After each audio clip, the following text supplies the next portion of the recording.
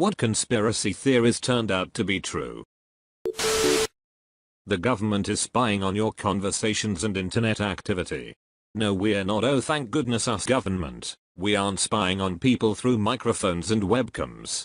Edward Snowden. Hold my beer, that's why I have one of those camera blockers so the gov can only hear me masturbating. So you've also put a band-aid over your webcam? There was that one time when the Church of Scientology infiltrated nearly every aspect of the US federal government in order to destroy documents relating to the founder of Scientology and help the church avoid paying millions of dollars in taxes.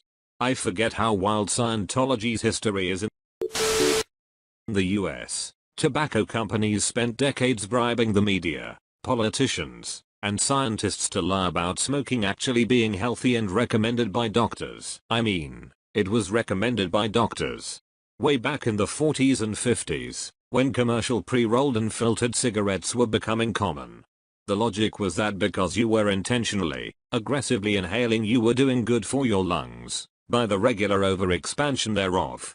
The filters were thought to keep the tar out so you get a buzz from the nicotine, better lung capacity, and no side effects.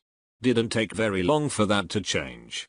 Around the mid to late 60s, heavy smokers were being used in clinical trials to show how bad smoking is. And yes, I smoke. Edit, crap. I forgot to mention that you're right, and big tobacco did bribe everyone to think smoking healthy. We should have listened to Hitler. He knew how bad smoking was. Now they've moved into the processed food industry. Pop-Tarts are part of a balanced diet. Does anyone really believe that though? I thought everyone knows Pop-Tarts are a junk food. I mean, I don't know if it counts, but one of my co-workers tried telling us about coronavirus back in December, insisting it was gonna be a huge deal. Unfortunately, he was a really weird dude with a lot of extreme opinions, so no one believed him at the time. I started preparing on the 2nd of January and told my co-workers, and they also thought I was nuts. I can only imagine what they would have thought if I brought it up a few weeks earlier. Is he absolutely insufferable with indignant cockiness now? Surprisingly, no. He did a total 180 within the last month or so, saying everyone is making too big of a deal out of it, refusing to wear a mask, and insisting the world needs to open back up to save the economy. Go figure. Contrarianism is his brand. Must protect the brand. Netflix throttling DVDs for frequent movie watchers. If you watched a lot of movies, your returned movies would start to take longer to be marked as returned. This would delay them sending you a new movie. They adamantly denied it for a while. Finally they fessed up to it and also said you'd be placed at the back of the line for new releases. Once people started copying the DVDs, they had to do this. So many people were burning the discs and putting them right back in the mail. I was in college when Netflix started. I'd watch 2 movies a day while I did homework. Sometimes I'd do a round trip the same day. Mail came at 11, returned the movie to the street mailbox that did the 4:45 pickup. Did the 4 at a time to keep the train rolling. Sometimes went up a few. It really sucked when they started that. Had to start strategize so every other DVD was a season of a TV show. How'd you pay attention to the movies while doing homework? I had to practically lock myself in a soundproof room to accomplish anything. Apple intentionally make phones worse with each update, causing you to want to buy a new phone. This was proven and they got sued for it. Kinda similar to the planned obsolescence of light bulbs, and probably plenty other products. Isn't the supposed original light bulb still illuminated? Maybe that was just a rumor, yes. But they make the filaments as thin and cheap as possible now so they don't last. I believe the thinner it is, the brighter it burns. Rich people hiding billions in offshore accounts was a conspiracy. Then the Panama Papers happened. Did anyone ever deny that people stored money in offshore accounts? Wasn't that just a known, undisputed fact? Yeah, I think literally nobody thought that wasn't happening. There just wasn't a solid paper trail. I remember when that came out and people were trying to be all, why isn't anyone talking about this? And it was like, because literally nobody is surprised that rich people have offshore accounts to get around taxes. Did you also know the sun is hot? My reaction to the Snowden revelations was pretty much the same. Most developed countries have been doing shit like that since the 1960s. We never really got out of the Cold War paranoia. I don't think anyone thought it was a conspiracy at the time, but the Hughes Glomar explorer wasn't actually mining manganese. It was raising a sunken Russian military submarine at the request of the CIA. The best part about that is the Soviets knew about what the US was doing and could do nothing but watch, as they themselves had denied that the submarine was in the area and that it had sunk. That's by far the best part. They sat on their hands as they knew the US found it but didn't want to tell the world they were lying in the first place. Colombia's government and high-rank military officials killed farmers and poor people just to get personnel promoted and support from people. The bodies had uniforms just like the ones guerrilla soldiers used to wear.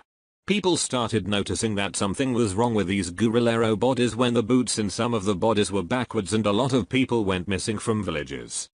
Colombia's government is generally f***ed up in many ways. If anyone is curious about this and want to learn more, this is called falsus positivus. Literal translation: fake positives, as they counted the innocent people as guerrilla deaths and used the numbers to beautify military statistics.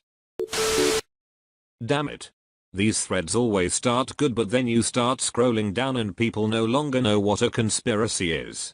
No, McDonald's putting half a slice of cheese on your filet-o-fish and now you're mad about it isn't a conspiracy. It's not even on the fish patty is what really gets me. It's halfway off the side and stuck to the carton. Cattle being mysteriously killed and mutilated. However, it's not because of aliens, but the government trying to keep close tabs on mad cow disease without causing mass panic in the public and cattle farmers. There were whole teams of epidemiologists ninjaing across the entire US, killing cows and taking tissues in the dead of night so they could test herds without the farmers refusing them access or there potentially being another wave of panic about the disease. Why the cloak and dagger though when they could just order animals pulled off the slaughter line and compensate the rancher? Do you know what ranchers do to people that fuck around on their property at night? I mean, that one bit about Epstein. Someone explain the Epstein situation to me. I have no idea who he is or what he did, but people do debate over his suicide being real or not. The Netflix documentary on him goes into a lot of disgusting detail. The documentary barely scratches the surface of the story. It was actually a bit upsetting seeing how much it missed. It would mention things but never go into detail. It's not a very well put together documentary. The government spying on you through your cell phone used to be a tinfoil hat tier conspiracy. Person of Interest was pure fiction when it first aired. That series is so great and true. Remember that episode where the search engine returned self-help resources to most people who searched for suicide methods, but for certain targeted people actually gave them helpful hits that resulted in their deaths? Every time I know a search result exists but I can't find it on the first page, I start thinking about that episode. There was a rumor surrounding a bad Atari 2600 game.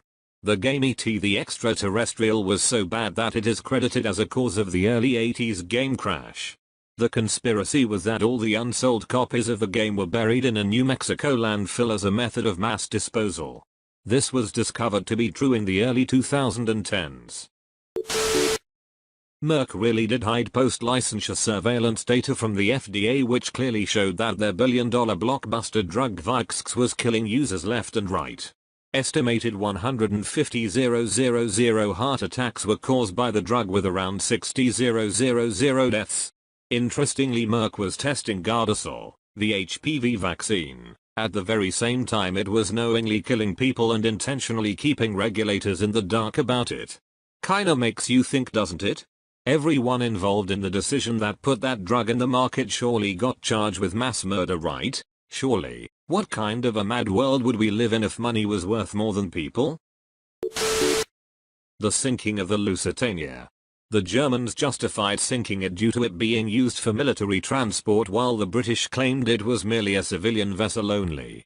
Since the Germans attacked a civilian vessel that included Americans, it caused the US to join the war against them. Looking back, it was quite a jerk move to allow American, and others of course, civilians and knowingly board a vessel being used for military operations during a war without telling them. I wonder what the American public would have thought about that at the time if they knew the British were not being completely truthful.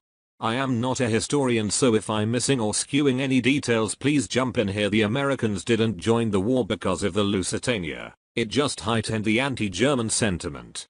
It was the Zimmermann telegram, in which Germany offered to support Mexico in a war with America, that allowed Wilson to push for war. Yeah. The Lusitania sank 2 years before the US entered the war.